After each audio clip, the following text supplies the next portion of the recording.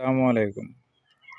গ্রাম বাংলার পরিবেশ, শীতের সকালের লাল শাকের একটু দৃশ্য ধারণ করলাম।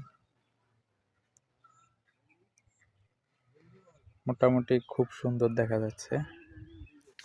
এখানে বিভিন্ন রকমের সাইজে রয়েছে, ছোট বড়।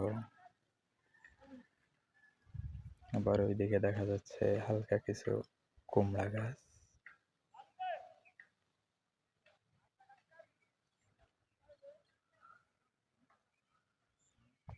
দেখতে খুব সুন্দর, চোখ জোড়ানো একটি দৃশ্য। এদিকে ধনিয়া পাতা গাছ দেখা যাচ্ছে, যদি এগুলো ছোট ছোট।